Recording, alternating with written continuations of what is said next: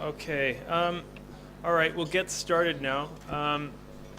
Okay, I'd like to welcome everybody tonight to our event on Sombath Sapon. Sombath Sapon is perhaps Laos' most prominent and well-known community development activist. He was founder of the Participatory Development Training Center and was last seen on the evening of the 15th of December 2012. According to CCTV footage, he was stopped in his vehicle by police, taken to another vehicle, and driven off into the dark. Since then, a veil of silence has descended on the disappearance of the man who in 2005 was awarded the Ramon Magsaysay Award for Community Development. The Lao government has denied any involvement in the disappearance and has come under pressure for a credible explanation, including from U.S. Secretary of State John Kerry. To mark 1 year since his disappearance and to ensure that the incident is not forgotten, the FCCT is pleased to host Sombath's wife, Ingshui Miang, who will speak about her husband's life and work. Also joining us on the panel is Pablo Salon from Bolivia, who is the Executive Director for Focus on the Global South and is the former Bolivian ambassador to the UN and chief negotiator for climate change from 2009 to 2011. As well as Evelyn Belay Serrano, who is Executive Director of the Asian Forum for Human Rights and Development, who has been in human rights and development work for over 40 years and also founded the Task Force for Detainees of the Philippines. So we will start with Mrs. Ng. Thank you.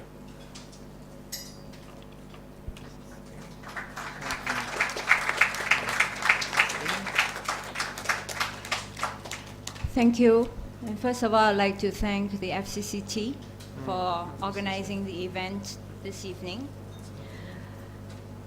I've been asked several times to come and speak, but I have not responded until now.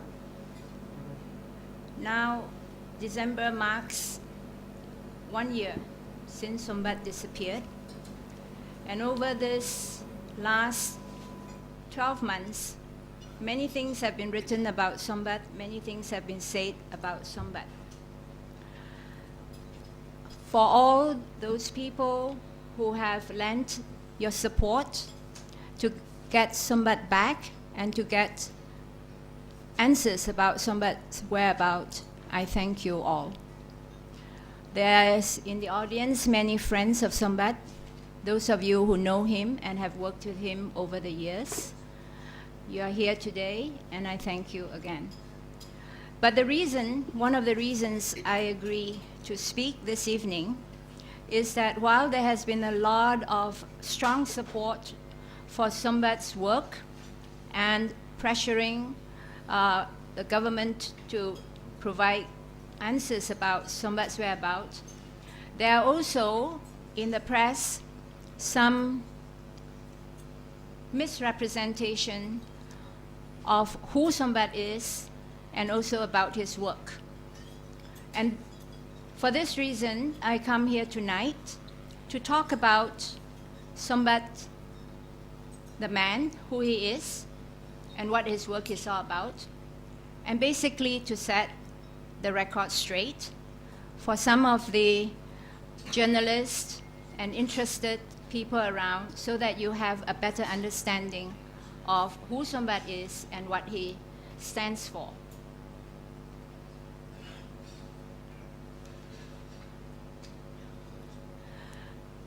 Actually, I have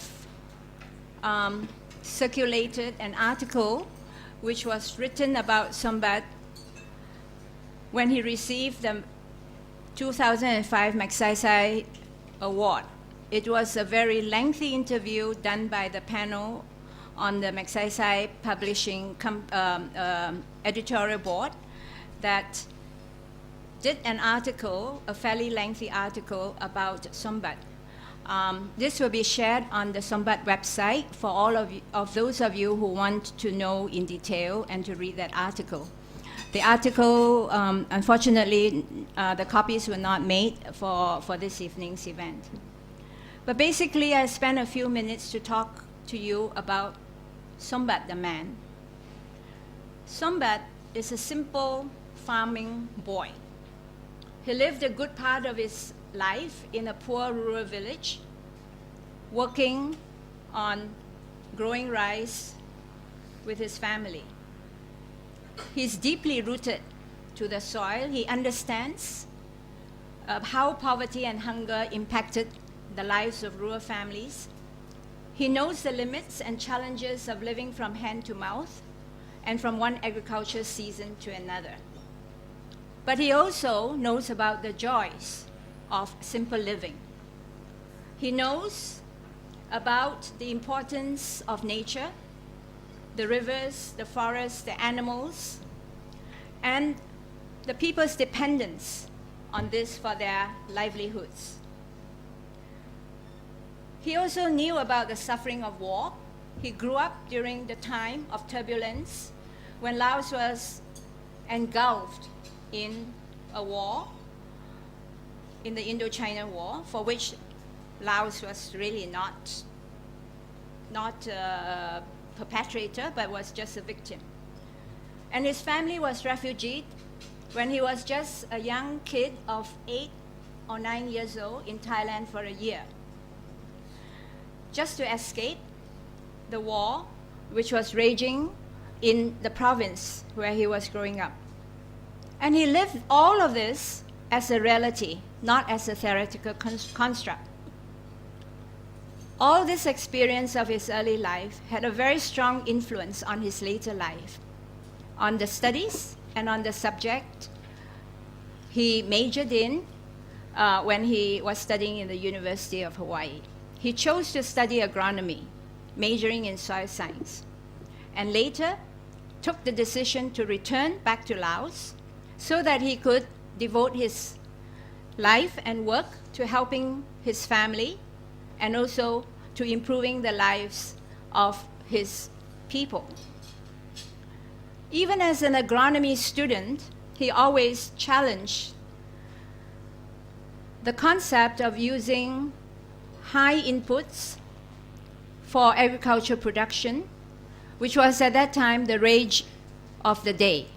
There was the time of the Green Revolution, where agriculture production was supposed to be improved through high inputs of chemical fertilizers and insecticides.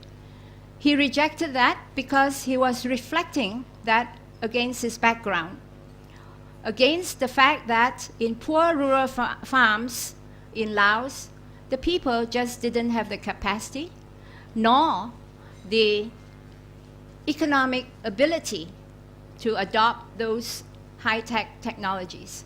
So he always pushed for more appropriate technologies. And this was why he devoted his research on the use of bioorganic fertilizers and bioinsecticides as alternatives. And he pushed to do this in a culturally and socially relevant and practical way in the context of his communities and society. He always rejected copying the latest trend or fad in the development or economic models.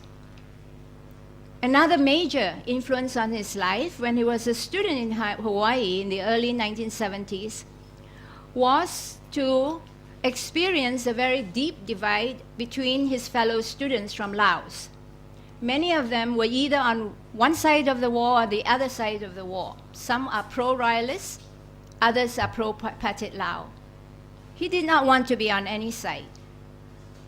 As a child, he saw how his father had been gang-pressed to support either the pro-royalists or the pro-Pathet Lao when the soldiers marched through the village. And there were no winners. There was only suffering. So he used to ask his Lao friends in those days, "We are all Lao," he said. "Why are we fighting? Why are we fighting like dogs in a cage? Why can't we work together and build our society and make it a better place for ourselves and for future generations?" As a student, he also befriended some very progressive people, like the Quakers in Hawaii. And he was very much touched by their philosophy and practice of nonviolence and pacifism and commitment to social justice. All that left a deep impression on him. And up to today, he counts among his best friends people who work for peace and social justice using nonviolent means. His one desire as a student when he was studying in Hawaii was to go back to Laos. The war in Laos ended in 1975 with the establishment of the Lao People's Democratic Republic. And he already made plans to return, while all his friends advised him against it, given the uncertainty of the situation of the country, and especially when thousands of Laotians, Vietnamese, Cambodians were fleeing their countries to the West. But he didn't want to leave because he said, I've got nothing to fear. My family are all in Laos. We are just poor farmers. We have nothing to fear. He wanted to go back to support his family and to rebuild his country. So he turned down the offer of a green card to stay in the US and went back to Laos. But after he returned to Laos, he was faced with a different set of challenges. The Lao government and the people in authority did not trust him. Being someone trained in the US, they looked upon Sombath with suspicion. They suspected that he could be a CIA plant or a subversive, and that suspicion would dog his entire life even up to today. Soon after his disappearance, the rumors that went around town was that Sombath is not Lao. He's actually an American. He's working with right-wing groups, the diaspora in the US, to subvert the government. So this rumor continues today until I appealed to the US Embassy to issue a statement stating categorically that Sombath does not have a Lao passport. Another key influence on Sombath's life is Buddhism.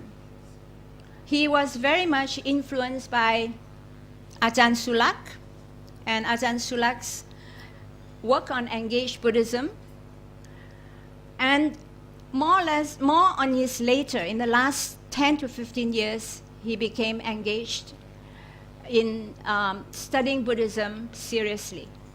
He read a lot of books by Thich Nhat Hanh, by Ajahn Sulak himself, and by the Dalai Lama, and he wanted to understand the essence of Buddhism as more than just a formalistic religion that he was brought up in.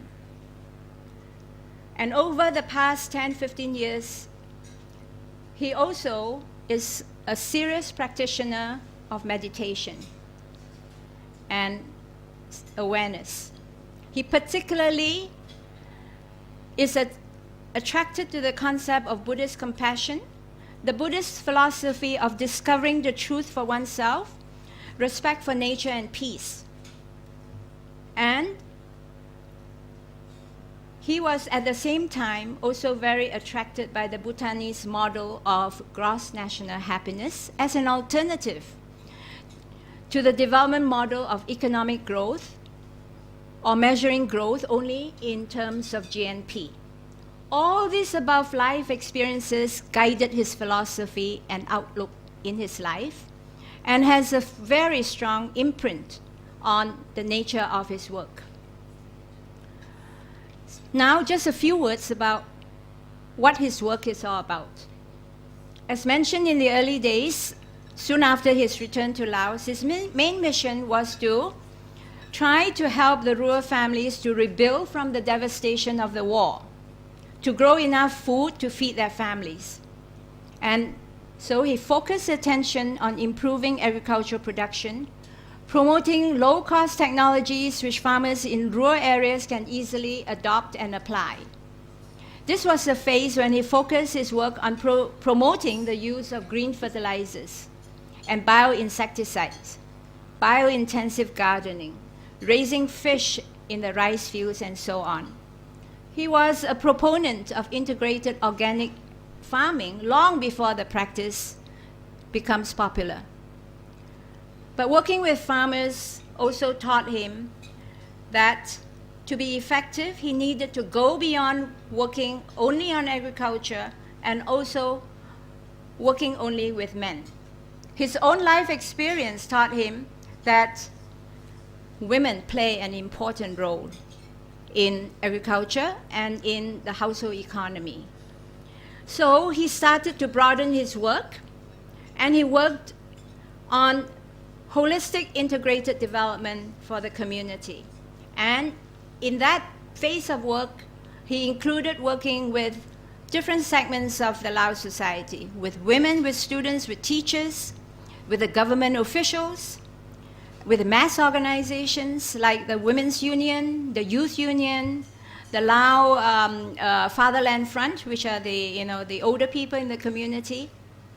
And he was promoting participatory rural appraiser approaches, but with the Lao style, to identify issues and actions that needed to develop village development plans. His idea was to get the village development plans, which have been agreed through broad-based consultation and participation, and integrate this into the district plans and up the chain to the central level so that they can be incorporated into the central level planning program and receive budget in support of the plans.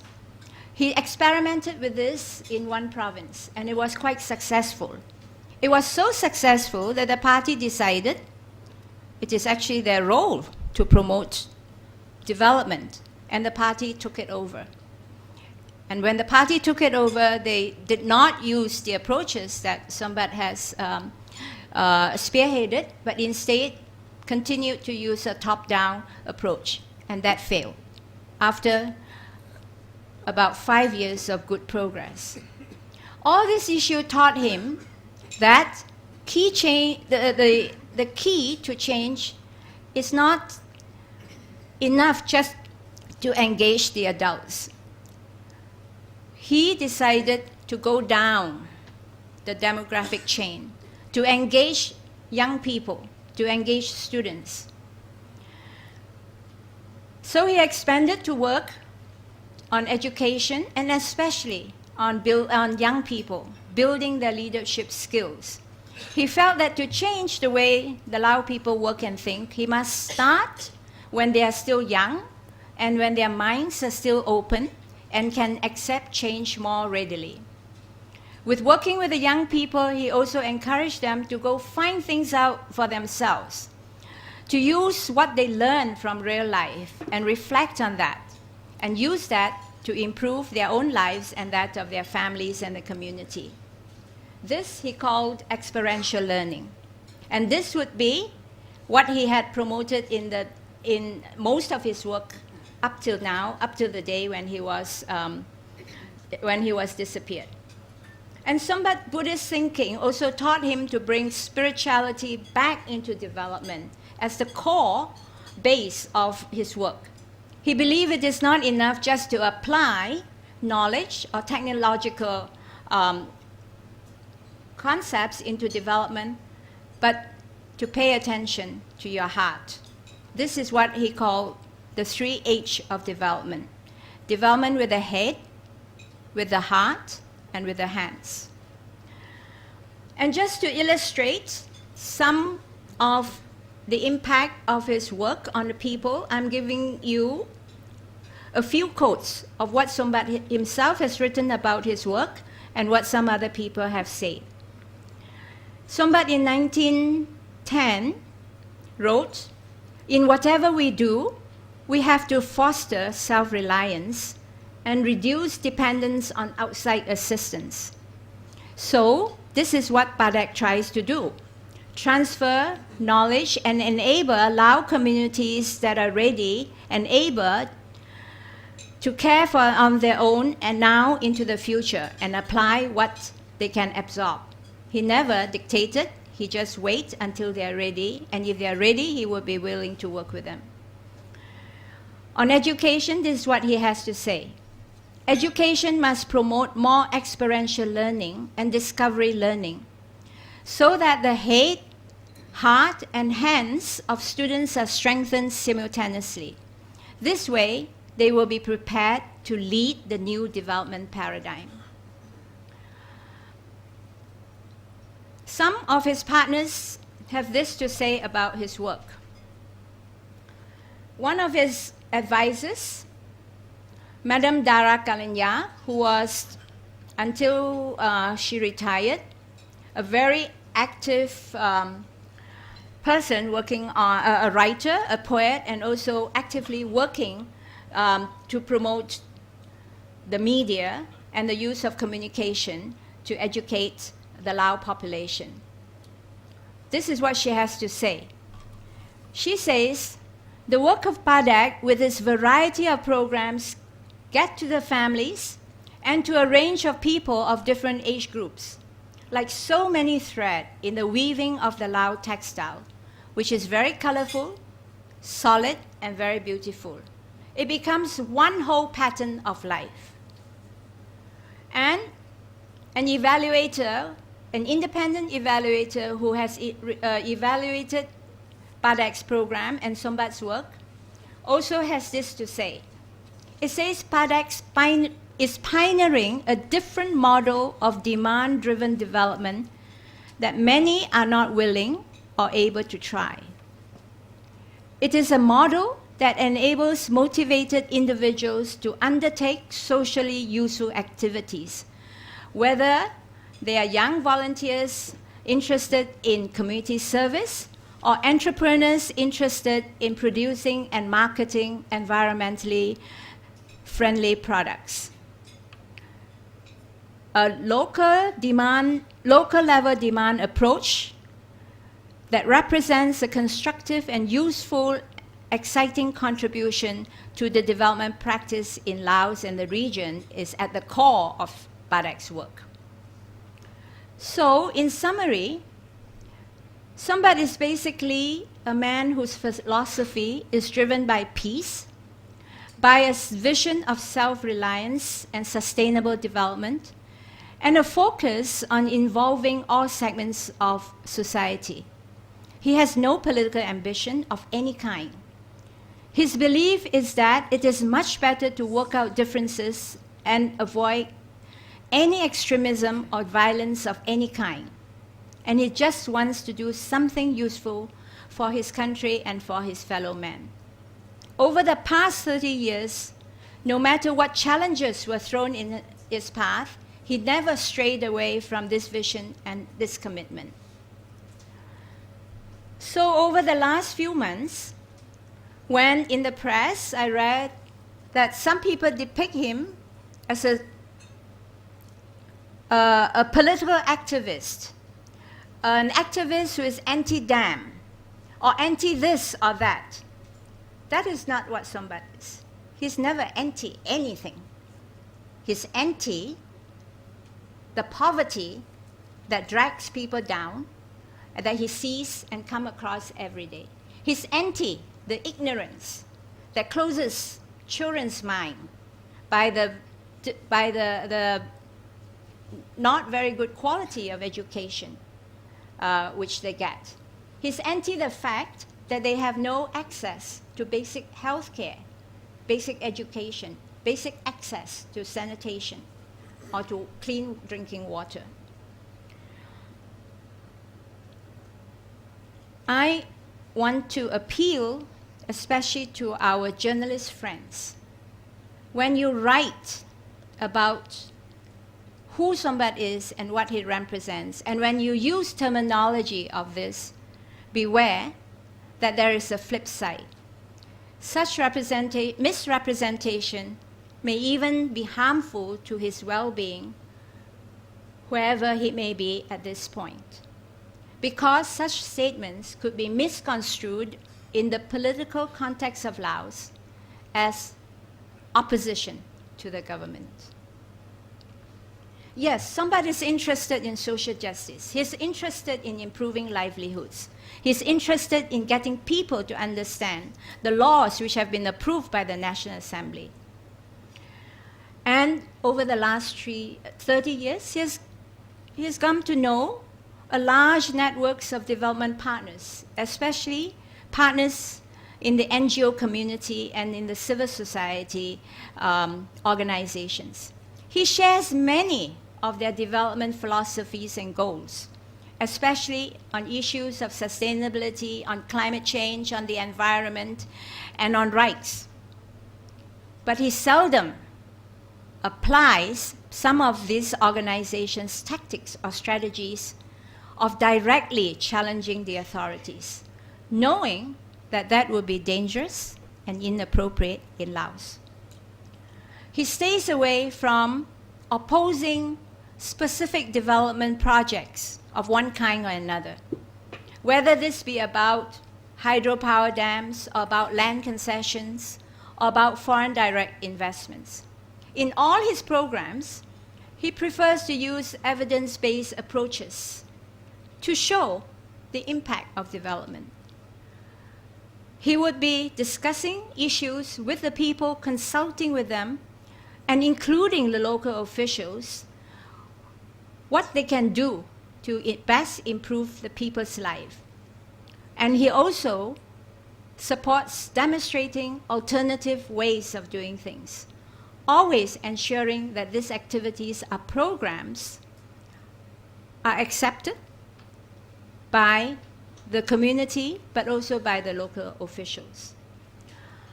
I hope that in sharing this with you, you get to understand a little bit more about who Sombath is and what he stands for. And if you have questions, I'll be happy to answer them after the other two speakers have spoken. Thank you very much.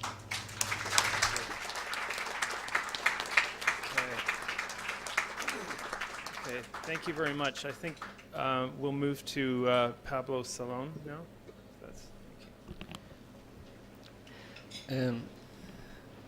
Madame Shumeng, it's a great honor to be with you in this moment. I think that sometimes it's very difficult to describe injustice. And I would say that enforced disappearance is one of the most biggest crimes that can happen. It's a crime against humanity. I am from Bolivia. I live now here in Bangkok. My brother disappeared 42 years ago during the dictatorship of Hugo Banzer Suarez, the 2nd of February of 1972. And for 42 years, we remember him every 2nd of February. The first years, my mother used to always wait that somehow, some way, he would appear. He went all around the country, looking at every prison, trying to find him.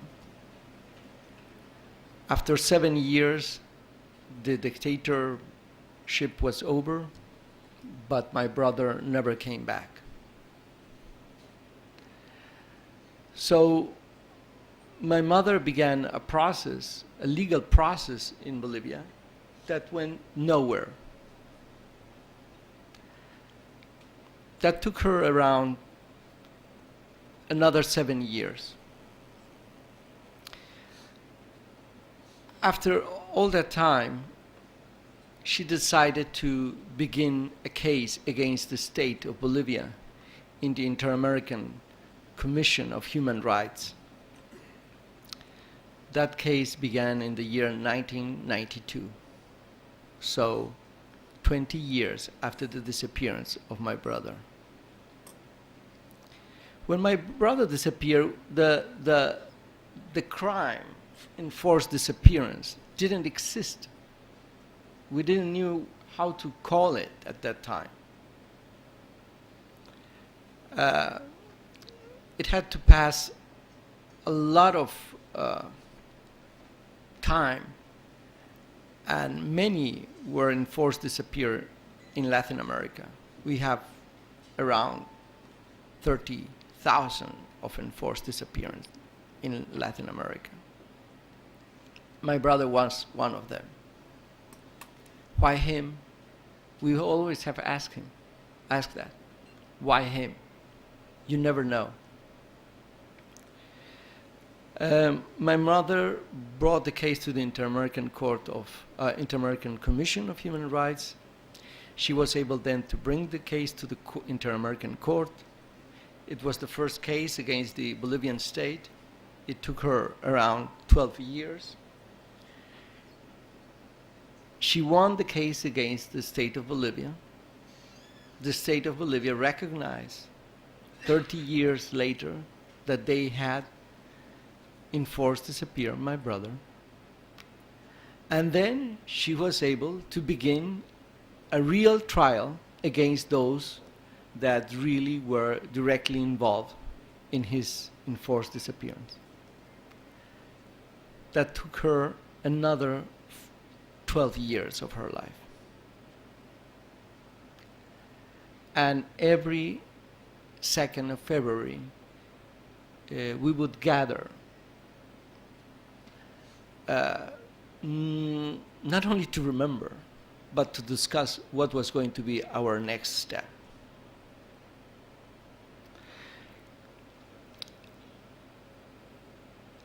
When someone is killed, you have a great pain. You suffer a lot. But you have the body. You know where he's going to lay down.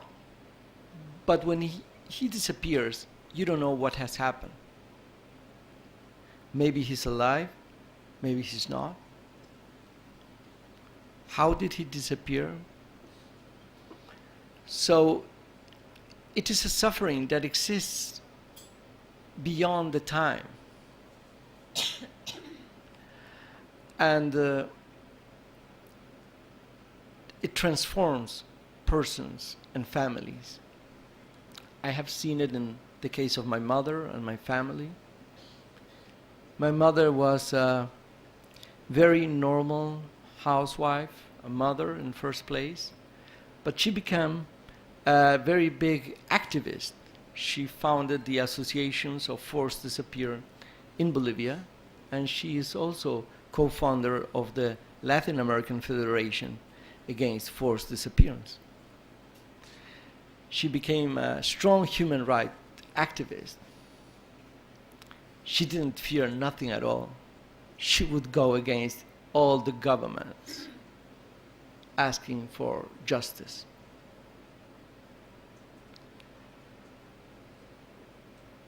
At the end, after 40 years, we were able to have a sentence, a verdict in Bolivia that found guilty the persons that made my brother disappear. The case of my brother, he was caught, he was brought into a public prison. My mother saw him, and suddenly one day he disappeared from the prison. So once we had the names of the persons that used to work in that prison, we began a trial against them, and they began to speak. And then we began to identify others. So that is how that process was developed for so many years. Even though we were able to win the case in the Inter-American Court of Human Rights and in the courts of Bolivia, we never found what really happened with my brother Jose Carlos. We don't know where his body is. But we always used to discuss with my mother, was it worth to do this for 40 years of your life? And my mother said always, I would do it again and again. because only if we fight for justice, if we fight for truth, there can be a real change. And the struggle of my mother has given my brother a second life. We always say he disappeared when he was 22 years old. But his second life is still until now. And because my mother and us didn't forget him and keep fighting, he's between us. And he will always be. I just had the chance to meet Sombath for just a very short encounter that we had during the AEPF meeting in Vientiane. That was the only time that we had the possibility to exchange some words. And even though that very short encounter, I feel that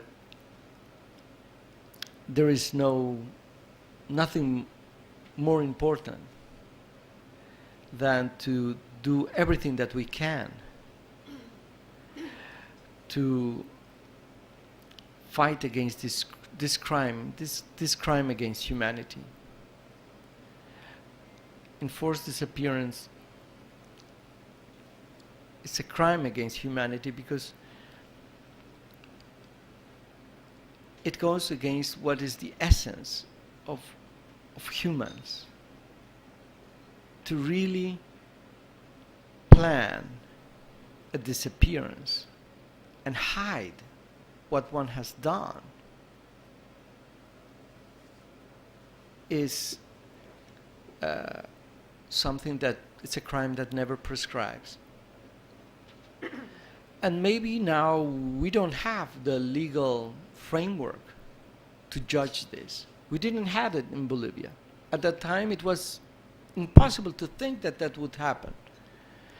But time changed.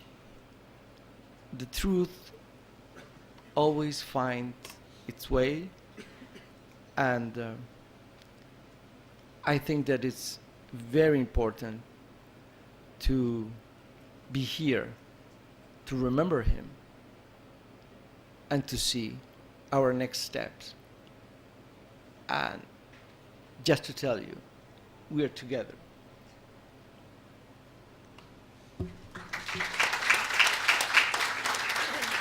Thank you very much for that. And we'll go to our final speaker, Evelyn Belay Serrano. Thank you. Thank you very much. It's a real honor and pleasure to be here with Miss Shumeng and Pablo. And when I was invited here, I said, just to see you, I will be there. So I was given a broad topic. I think the organizers were thinking that I would be giving a context of our discussion for today. And first of all, I'd like to thank the organizers for this event. And thank you to all of you who have taken time to join us to commemorate Human Rights Day. And what a fitting day it is, because it is the first anniversary of the disappearance of Sombath. When I was thinking what to say here, I thought I need not say any more the things that you already know. The things that you are almost tired of hearing and perhaps writing about because they come in the news almost every day. And they come again and again.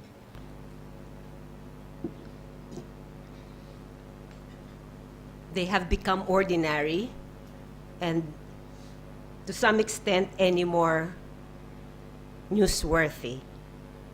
Like how journalists are killed in the Philippines, making it one of the most notorious places in the world for journalists.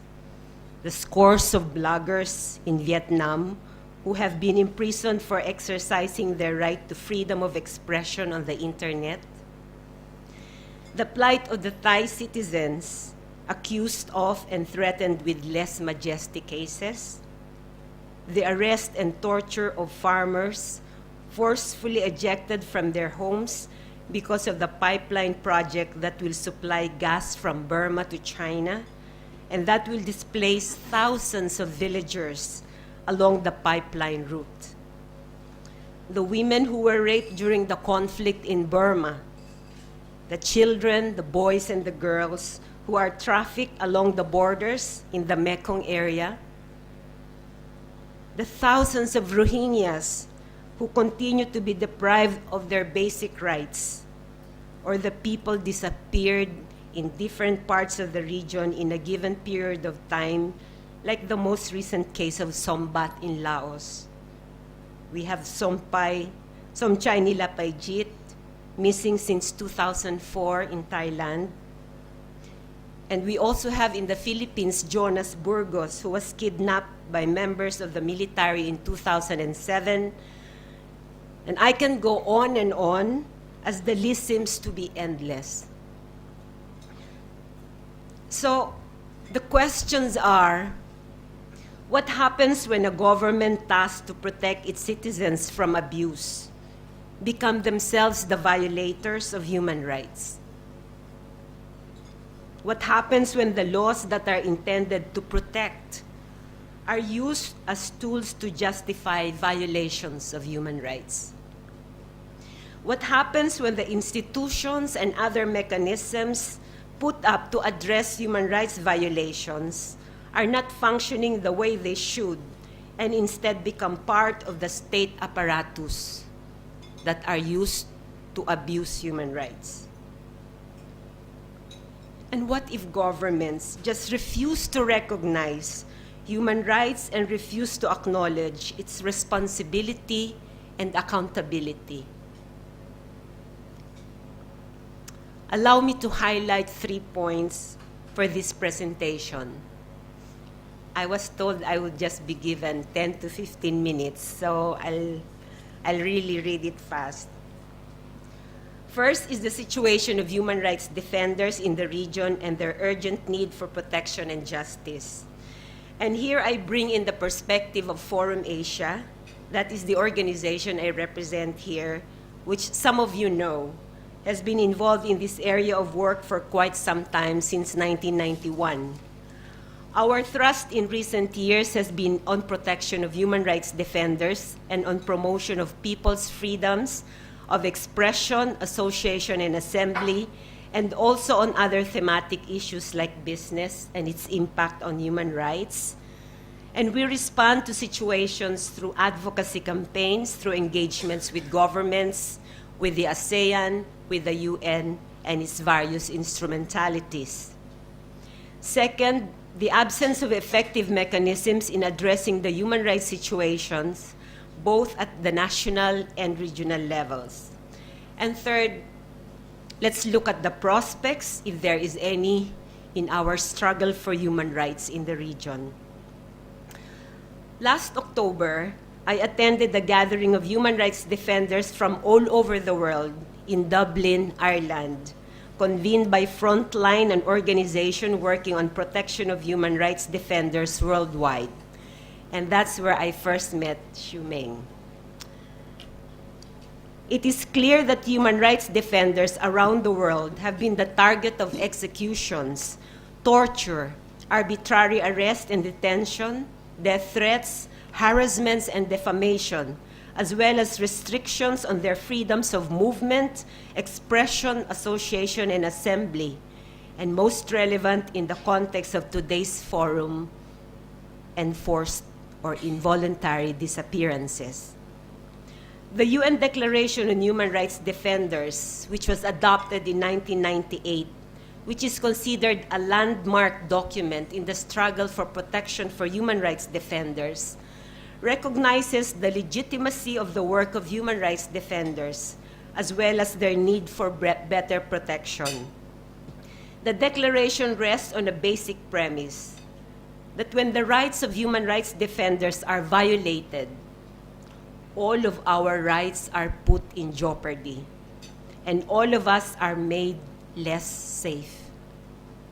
This is a quote from Kofi Annan, a former UN Secretary General, when this declaration was launched in September 1998.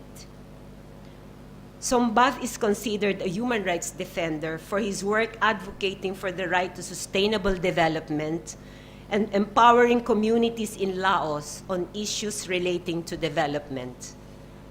The UN Special Rapporteur on Human Rights Defenders, Margaret Sekagya, in a report to the UN Human Rights Council in 2012 said, states should give full recognition to the important work carried out by defenders working on land and environmental issues in trying to find a balance between economic development and respect of the environment, including the right to the use of land, natural wealth and resources, and the rights of certain groups, including indigenous peoples and minorities. With the increasing influx of business investments in countries like Cambodia, Burma, and Laos, not to mention in Indonesia, in Malaysia, in the Philippines, we have been witness to the increasing number of people being injured, arrested, detained, killed, and even convicted in courts for protesting against land grabbing and forced disappearances due to entry of mega projects such as dams, mining, hydropower, and other businesses. And we have many examples to show in Burma, in Cambodia, Malaysia, and all the other countries in our region where violations of human rights are committed. According to this UN declaration, the prime responsibility and duty to promote and protect human rights and fundamental freedoms lie with the state. And that responsibility includes providing effective remedies, conducting prompt, impartial investigations, and taking all the necessary measures to ensure protection of everyone against any violence, threats, retaliation, adverse discrimination, pressure, or any other arbitrary action as a consequence of his or her legitimate exercise of her rights. Yet, as we see, states are the most common violators of human rights. They use state power, the police, the military, and other law enforcement agencies, not to protect human rights, but abuse and violate human rights. They use the judiciary and other government instrumentalities not to exercise accountability, but to perpetuate impunity. They use state resources to keep themselves in power for as long as they can. For example, in the Philippines, in the case of the Maguindanao massacre in 2009, where 58 people were massacred, and 32 of whom are journalists, no single case solved, and the killings go on. Just last week, another radio broadcaster was murdered, also in Mindanao. And most of these journalists were killed because they were exposing illegal logging, mining, and environmental issues, not to mention exposing corruption and anomalies involving high government officials. Human rights continue to be blatantly violated because perpetrators of crimes are not made accountable. So there is no end to impunity. In the case of Sombath, there has been an absence of transparent investigation. Perpetrators to date have not yet been identified and held accountable. While continuing to demand for accountability and transparency in the case of Sombath, there is a need to ensure that strong protection mechanisms are in place so that similar cases do not recur in the future. However, while 5 of the 10 member states of the ASEAN already have their national human rights institutions, 5, including Laos, have no mechanisms for human rights. And those governments with existing mechanisms, including Burma, that set up recently its National Human Rights Commission, Their transparency, independence, and effectiveness are under serious scrutiny.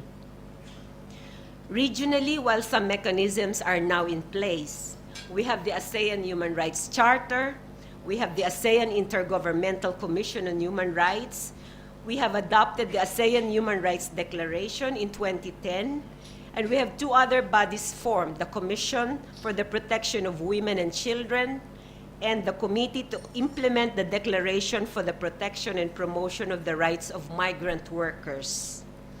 They have not functioned yet as expected. And if so, they are still grappling with their own internal procedures and relationships with other ASEAN bodies.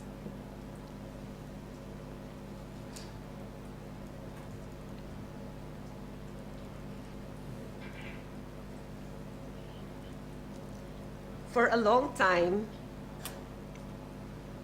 in the past, Asia remained the only continent in the world that had no regional human rights mechanism, like what Europe, Africa, and the Americas have. Asian governments had refused for a long time to recognize the universality, indivisibility, interdependence, and interrelated of all human rights, including the right to development, and insisted on their views that human rights are Western inventions and therefore not applicable to Asians. They insist on doing things the Asian way. These assertions by governments are very much reflected in the outcome document of the ASEAN Human Rights Declaration and the terms of reference of the ICHR. Further, in the whole process of drafting and adopting these documents, there was no transparency, with very limited access and involvement by the civil society. In Sombath's case, a number of organizations, including Forum Asia, Focus on the Global South, the SAPA Task Force on ASEAN and Human Rights, the Asian Federation Against Disappearances, and others have written numerous times to ICHR, urging for the Commission's intervention. However, the ICHR has not been responsive to these calls. ICHR claims that it is not within its mandate to act on individual complaints, but it could certainly do so if it had the political will to do so. The 24 review of ICHR terms of reference provides an opportunity to highlight the flaw of this mechanism.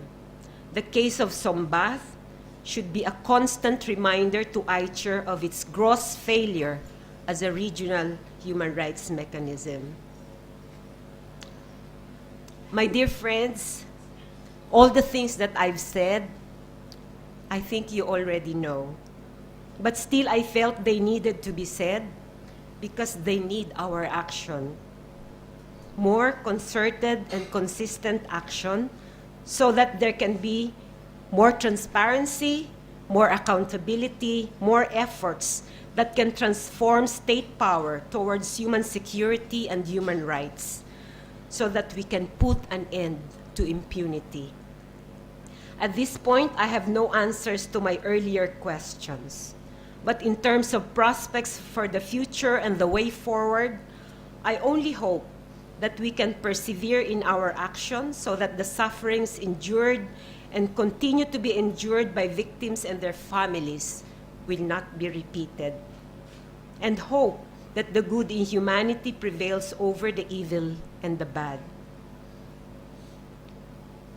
As members of the media, those who are here, your role is crucial in making people aware of human rights and their violations, in forming public opinion in favor of human rights, and in making governments responsible and accountable. I want to close with a favorite quote from Nelson Mandela, who is an inspiration to some, if not all of us, at least to me, who are involved in human rights work. A man who persevered till the end of his life to end discrimination and fight for equality and human rights, not only on behalf of the South African people, but for the rest of humankind. Like Mandela, my husband was a long-term political prisoner during the struggle for democracy in the Philippines during the 1970s and the 1980s. It is the courage and the inspiration that we get from these people, like Mandela and Sombath, that keep us going in our work. Mandela said, "It is the difference that we have made to the lives of others that will determine the significance of the life we lead." And I offer this as a tribute to Sombath.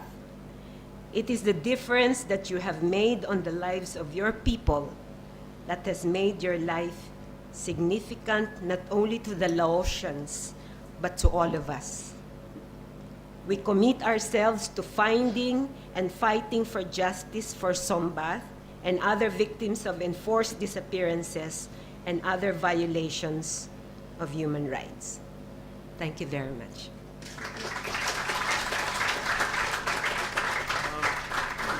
All right. Thank you very much. We'll open the floor up to questions. Just so that we can get everybody in, we'll limit the questions to about 30 seconds each, and please no speeches. So we'll open up the floor now. Yeah. Peter Jansen, DPA, German Press Agency. Ms. Ng, thank you. I appreciate your comments and your background on Mr. Sombath and your criticisms of the Western press or the press for maybe mislabeling your husband. I wonder, the question is still out there. Why did Mr. Sombath disappear? Why was he disappeared? And one hears many different rumors about possible explanations. One of them is not so much that journalists misrepresented what he stood for, but maybe he was made too much of a hero in the Western community in Vientiane, the NGO community, I'm not quite sure who else, yeah?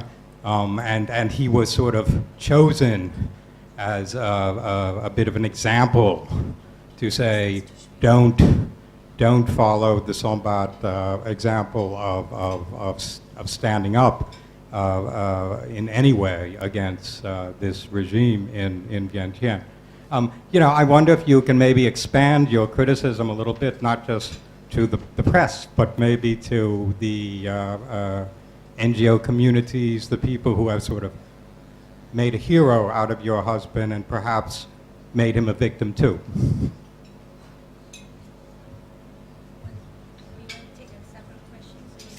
Just one per, yeah.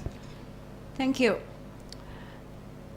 I really am not so much as making a criticism, but to highlight the pen is powerful, and what we write have consequences on the lives of the people.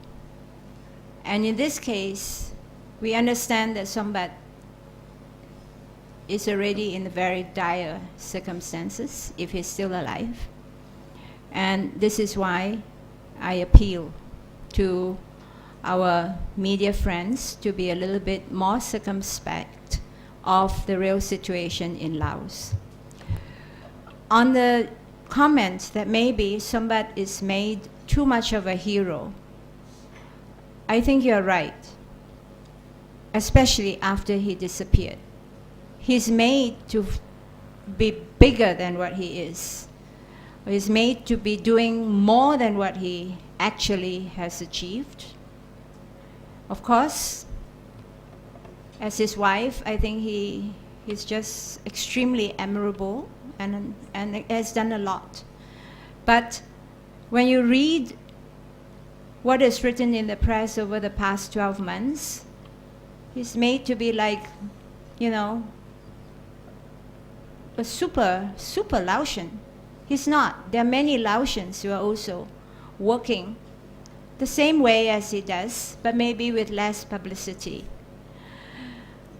Yes, he is one of the first Laotian to work on community development and set up the organization, the Participatory Development Training Center, which to the development community is operating as an NGO, even though there is no such thing as NGOs allowed to operate in Laos.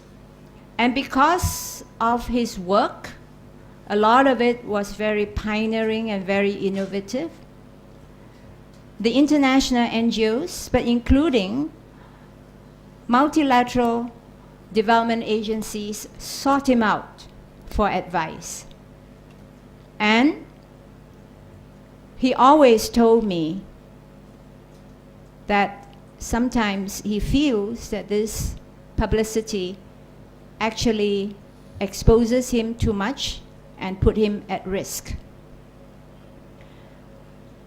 They consulted him for advice on how to work with civil society, how to work with their local projects, and so on. But Sombath, being who he is, never turns people away. He's always open to anyone who seeks him out, asking for advice. He normally doesn't give advice as such. He normally listens, and through a discussion, try and provide some guidance to his partners. Now, whether this has a direct impact on his disappearance is pure speculation, but I think his role in the Asia-Europe People's Forum definitely have shaken the sense of security within maybe some sectors within the security apparatus that looks upon stability, security as a very important criteria for Laos. And I think the fact that after Sombath disappeared, a wall of silence has fallen in Vientiane and the rest of Laos, indicate that they are right. Sombath could have been taken as an example to the rest of civil society to quell the perhaps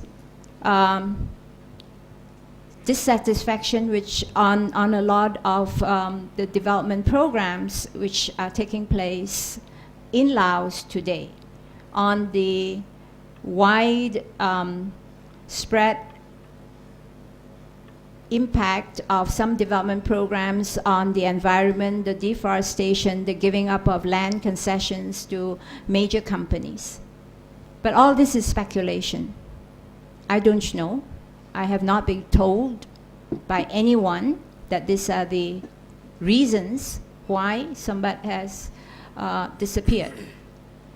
But he is a civil society leader in Laos, where civil society groups are and it's just emerging, it's just very embryonic.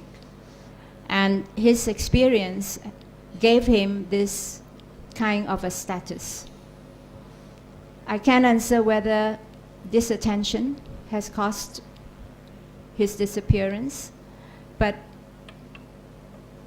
you may well be right. Thank you. Hello, my name is Achara from Bangkok Post. I'm sorry for his disappearance. I have two questions. One, I wonder, will you, or are you considering taking certain parts, like Pablo Solon have been, and his family have been taken? I mean, like, take it legally? Second question, how do you feel about this silence or ineffectiveness of ASEAN, and especially neighboring countries like Thailand, in addressing this issue? And given that we have what Erebelin has said, we have this ASEAN Intercommissional Human Rights Commission and declarations, many declarations about human rights. So how do you feel about this? And do you think this mechanism still work? Thank you. On legal actions, I have written to the Lao court asking for the Lao court to pursue the matter.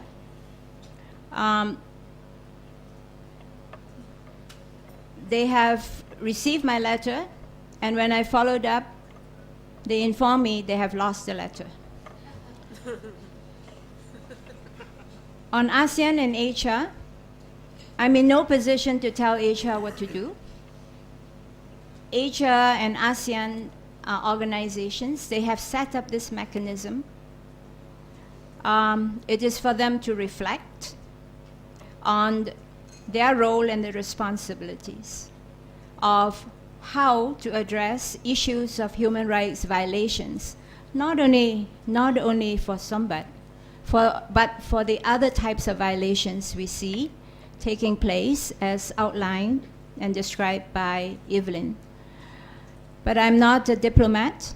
I don't work with the government. It's not for me to say what they can do and what they should do, except that I think they should live up to their mandate and take more serious action.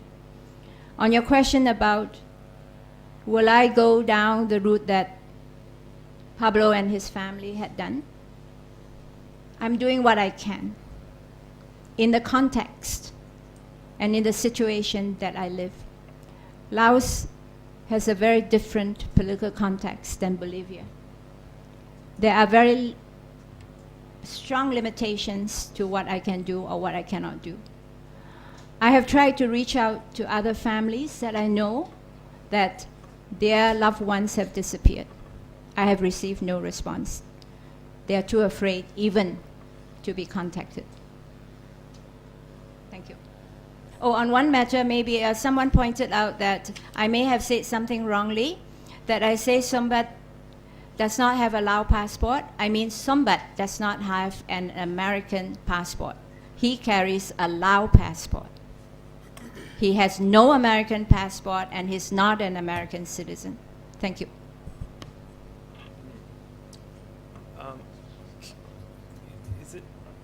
Is it possible to bring a microphone to, yeah.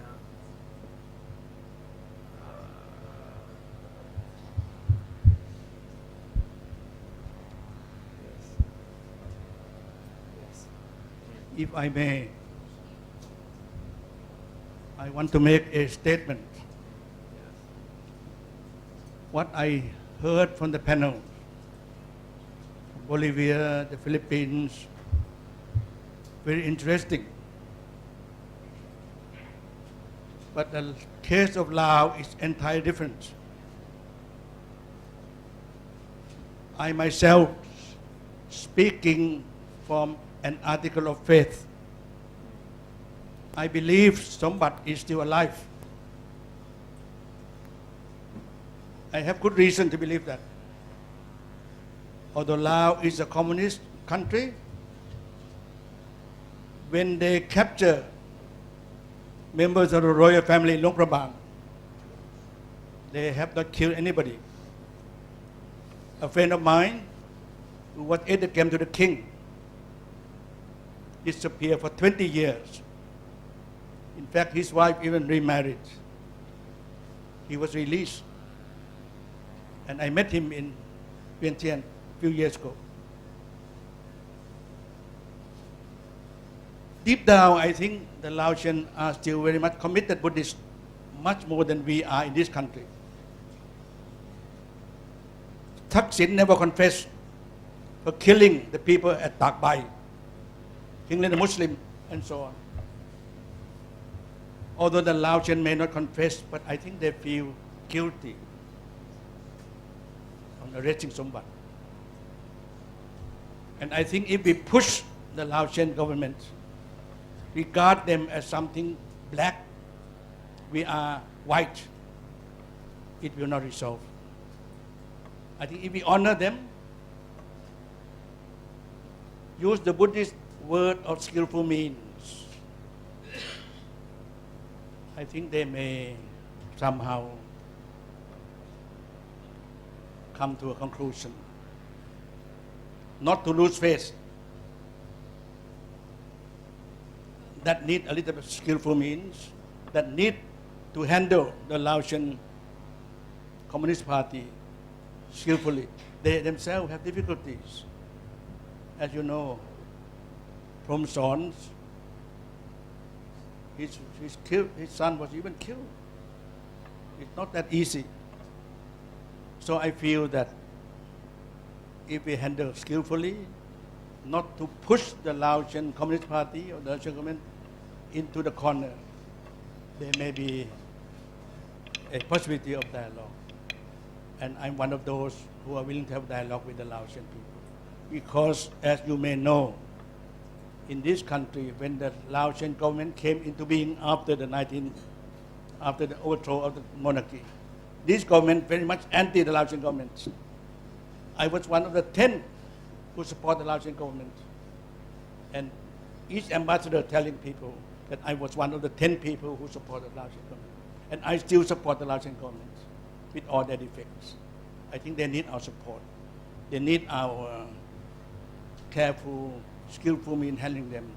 And I think with my sincerity, and I think if the press are on my side, I think we may have good news about Sombath. Not easily, we have to be patient. And I hope, with due respect to you, I think you and I will see Sombath alive. Thank you.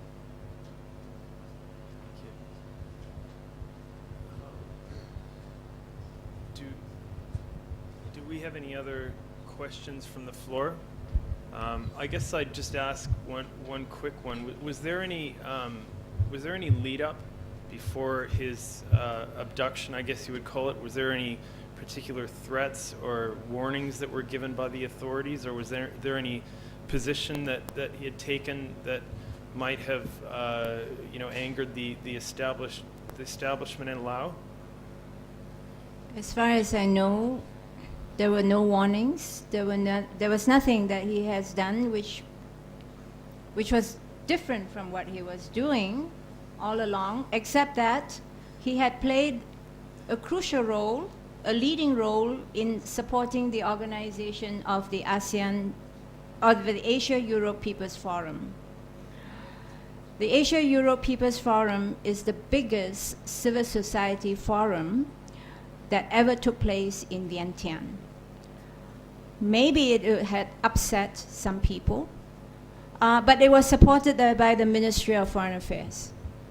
Whatever Sombath did, he was a co-chair. The other member on the chair of the National Organizing Committee is from the Ministry of Foreign Affairs. So every step of the way was cleared, and every agenda item and every speech and everything written was cleared by the Ministry of Foreign Affairs. Now you might say, well, the Ministry of Foreign Affairs might have misread some of the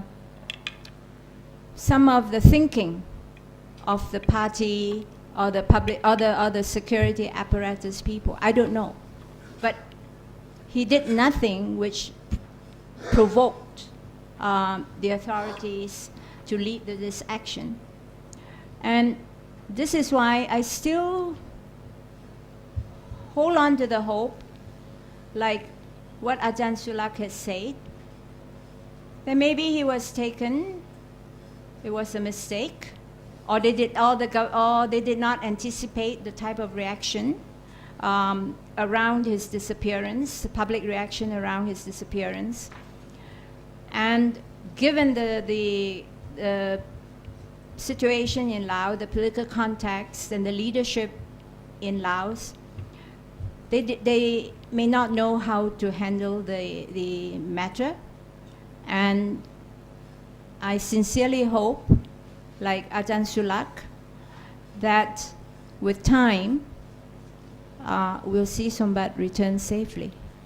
And this is why I want to clarify here in public the kind of person Sombath is. He's not a provocateur. He's not a confrontationist. He's a man of peace. He's a conciliator. He just wants to do work which is meaningful for his country and for his people. I hope the message goes up and gets filtered up. And somebody is hearing this, or hearing me, or hearing all the, or reading all the letters I've written so far. But I have no way to know. All right. Well, I'd like to thank the panel very much for a great evening, and let's give them a round of applause for that. Thank you.